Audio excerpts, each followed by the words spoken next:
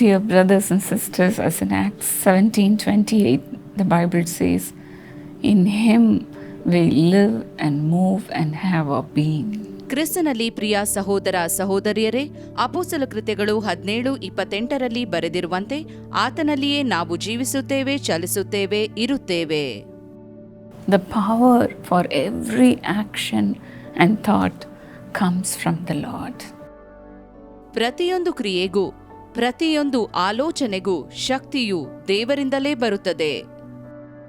We literally move in him. ನಾವು ಅಕ್ಷರಶಃ ಆತನಲ್ಲಿಯೇ ಚಲಿಸುತ್ತೇವೆ.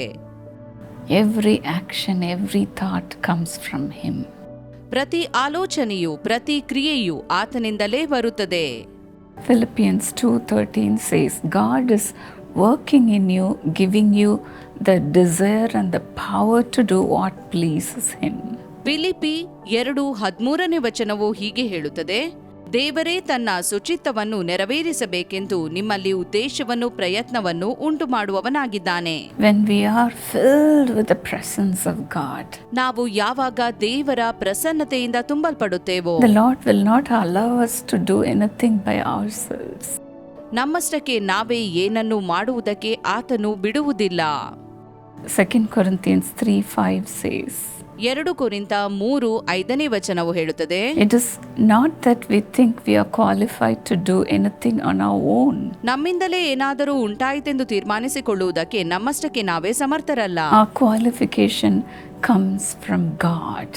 ನಮ್ಮ ಅರ್ಹತೆಯು ದೇವರಿಂದಲೇ ಬರುತ್ತದೆ. We are what we are by the grace of God. ನಾವು ಏನಾಗಿದ್ದೇವೋ ಅದು ದೇವರ ಕೃಪೆಯಿಂದಲೇ ಆಗಿದ್ದೇವೆ. God graciously gives us revelation sometimes. ದೇವರು ತನ್ನ ಕೃಪೆಯಿಂದ ನಮಗೆ ಕೆಲವೊಮ್ಮೆ ಕೆಲವೊಂದನ್ನು ಪ್ರಕಟಿಸುತ್ತಾನೆ. In one of our meetings, as I was praying in the public meeting for the people to be filled with the Holy Spirit, ಒಮ್ಮೆ ಸಾರ್ವಜನಿಕ ಪ್ರಾರ್ಥನಾ ಕೂಟದಲ್ಲಿ ಜನರೆಲ್ಲರೂ ಪವಿತ್ರಾತ್ಮನಿಂದ ತುಂಬಲ್ಪಡಲಿ ಎಂದು ಬೇಡುತ್ತಿರುವಾಗ, in the middle of my prayer, the Lord gave me a revelation. ಪ್ರಾರ್ಥನೆಯ ಮಧ್ಯದಲ್ಲಿಯೇ ದೇವರು ನನಗೆ ಒಂದು ವಿಚಾರವನ್ನು ಪ್ರಕಟಿಸಿದನು. But then I was so reluctant to give the revelation. ನನಗೆ ಇಷ್ಟವಿಲ್ಲದ ಕಾರಣ ನಾನು ಅದನ್ನು ಪ್ರಕಟಿಸಲು ಹೋಗಲಿಲ್ಲ. I thought within myself, now the Lord is filling the people with the Holy Spirit. ನಾನು ನೆನೆಸಿದೆನು, ಈಗ ದೇವರು ಜನರನ್ನು ಪವಿತ್ರಾತ್ಮನಿಂದ ತುಂಬುತ್ತಿದ್ದಾನೆ. Should I stop this beautiful prayer? ಇಂಥ ಉತ್ತಮ ಪ್ರಾರ್ಥನೆಯನ್ನು ನಾನು ನಿಲ್ಲಿಸಲೇ ಎಂದು ನೆನೆಸಿದೆ. But then the Lord was going on giving this revelation. ಆದರೆ ದೇವರು ಪ್ರಕಟಣೆ ನೀಡುವುದನ್ನು ಮುಂದುವರಿಸುತ್ತಾ ಹೋದನು. And for the third time, the Lord clearly said to me, Evangeline, tell this to the people. 3ನೇ ಸಲ ಆತನು ಪ್ರಕಟಿಸಿದಾಗ ಆತನು ಹೇಳಿದನು, ಇವಾಂಜಲಿನ್, ಇದನ್ನು ಜನರಿಗೆ ತಿಳಿಸು.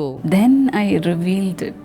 ಆಗ ನಾನು ಅದನ್ನು ಜನರಿಗೆ ಪ್ರಕಟಪಡಿಸಿದೆನು, ತಿಳಿಸಿದೆನು. And I said, there is one man whose heart had been pumping very slow.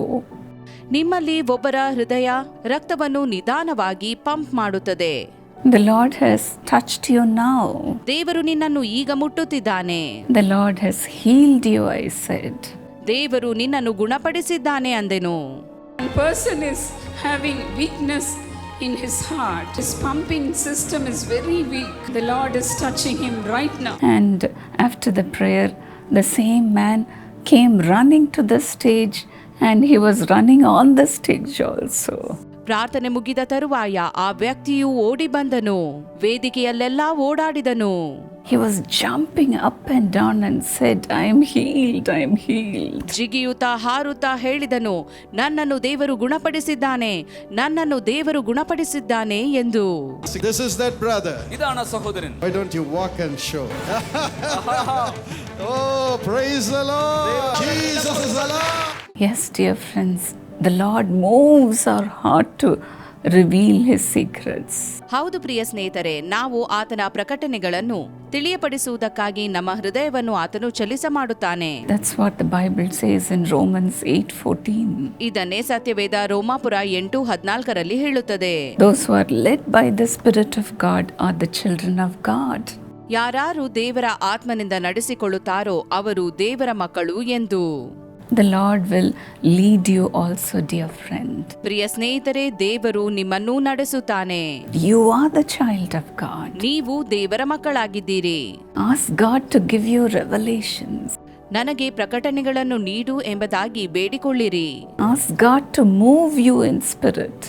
ಆತ್ಮದಲ್ಲಿ ಚಲಿಸುವಂತೆ ಮಾಡು ಎಂಬುದಾಗಿ ದೇವರಲ್ಲಿ ಬೇಡಿಕೊಳ್ಳಿರಿ. Ephesians 2:10 says, ಎಫೆಸ 2:10 ಹೀಗೆ ಹೇಳುತ್ತದೆ, You are God's handiwork created in Christ Jesus ನಾವು ಆತನ ನಿರ್ಮಾಣ, ಕ್ರಿಸ್ತ ಯೇಸುವಿನಲ್ಲಿ ನಾವು ಸೃಷ್ಟಿಸಲ್ಪಟ್ಟೆವು to do good works. ಸತ್ಕಾರ್ಯಗಳನ್ನು ಮಾಡುವುದಕ್ಕಾಗಿಯೇ. You are created by God. ನೀವು ದೇವರಿಂದ ಸೃಷ್ಟಿಸಲ್ಪಟ್ಟವರು. So we have to keep this in mind and run our race every day. ಇದನ್ನು ಮನಸ್ಸಿನಲ್ಲಿಟ್ಟುಕೊಂಡವರಾಗಿ ಪ್ರತಿದಿನವೂ ನಮ್ಮ ಓಟವನ್ನು ನಾವು ಓಡಬೇಕಾಗಿದೆ. In 1 Corinthians 9:24 the Bible says, 1 ಕೊರಿಂಥ 9:24 ವಚನದಲ್ಲಿ ಸತ್ಯವೇದ ಹೇಳುತ್ತದೆ, Do you not know that in a race all the runners run, ರಂಗಸ್ಥಾನದಲ್ಲಿ ಓಡುವುದಕ್ಕೆ ಗೊತ್ತಾದವರೆಲ್ಲರೂ ಓಡುತ್ತಾರೆ ಎಂದು ನಿಮಗೆ ತಿಳಿಯದೋ? but only one gets the prize? ಆದರೆ ಒಬ್ಬನು ಮಾತ್ರ ಬಿರುದನ್ನು ಪಡೆಯುತ್ತಾನೆ. Run in such a way as to get the prize. ನೀವು ಬಿರುದನ್ನು ಪಡೆದುಕೊಳ್ಳಬೇಕೆಂತಲೇ ಓಡಿರಿ. Work out your salvation ನಿಮ್ಮ ರಕ್ಷಣೆಯನ್ನು ಕಾರ್ಯರೂಪಕ್ಕೆ ತನ್ನಿರಿ. with fear and trembling. ನಡುಗುತ್ತಾ ಭಯಪಡುತ್ತಾ ಇದನ್ನು ಮಾಡಿರಿ. Run in such a way to get the prize. ಬಿರುದನ್ನು ಪಡೆಯುವುದಕ್ಕಾಗಿಯೇ ನೀವು ಓಡಿರಿ.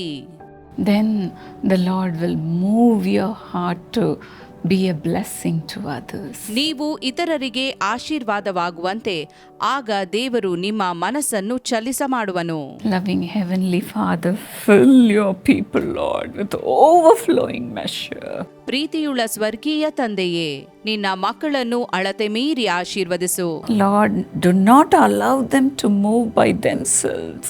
ಅವರು ತಮ್ಮಷ್ಟಕ್ಕೆ ತಾವೇ ಚಲಿಸದಿರಲಿ ಎಂಬುದಾಗಿ ಬೇಡುತ್ತೇನೆ.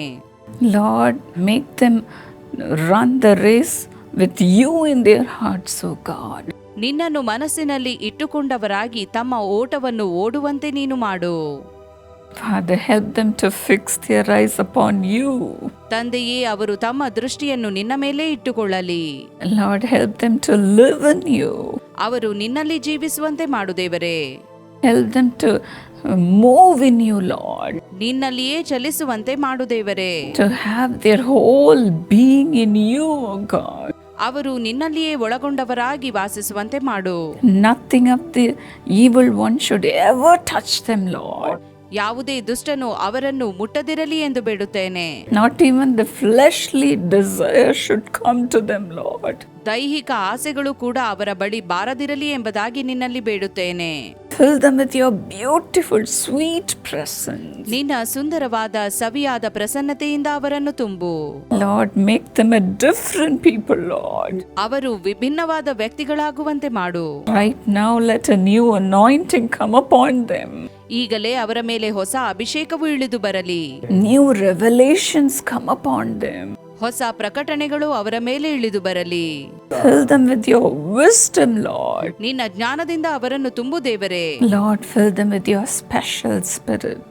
ನಿನ್ನ ವಿಶೇಷವಾದ ಆತ್ಮನಿಂದ ಅವರನ್ನು ತುಂಬು. Thank you, Lord. ಸ್ತೋತ್ರ ದೇವರೇ. Thank you, Father, ಸ್ತೋತ್ರ ತಂದೆಯೇ. for making them a successful person. ದೇವರೇ, ಅವರು ಯಶಸ್ವಿ ವ್ಯಕ್ತಿಗಳಾಗುವಂತೆ ಮಾಡು. In Jesus' name. ಯೇಸುವಿನ ನಾಮದಲ್ಲಿ. Amen. God bless you. ಆಮೇನ್. ದೇವರು ನಿಮ್ಮನ್ನು ಆಶೀರ್ವದಿಸಲಿ. Precious brother Sudhir Shirtadi, thank you. ಅಮೂಲ್ಯ ಸಹೋದರ ಸುಧೀರ್ ಸಿರ್ತಡೆ, ನಿಮಗೆ ಧನ್ಯವಾದಗಳು.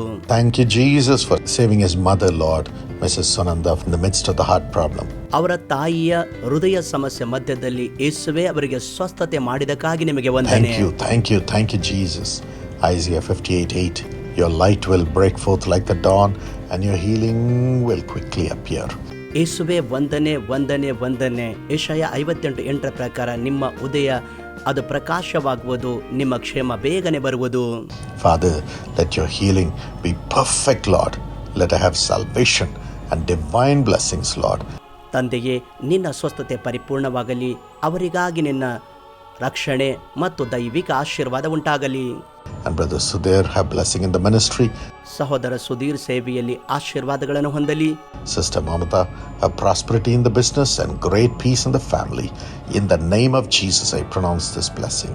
Amen. ಸಹೋದರಿ ಮಮತಾ ವ್ಯಾಪಾರದಲ್ಲಿ ಆಶೀರ್ವಾದ ಹೊಂದಲಿ ಮತ್ತು ಕುಟುಂಬದಲ್ಲಿ ಸಮಾಧಾನ ಹೊಂದಲಿ. ಯೇಸುವಿನ ನಾಮದಲ್ಲಿ ಆಶೀರ್ವಾದ ಘೋಷಿಸುತ್ತೇನೆ. ಆಮೇನ್. God bless you.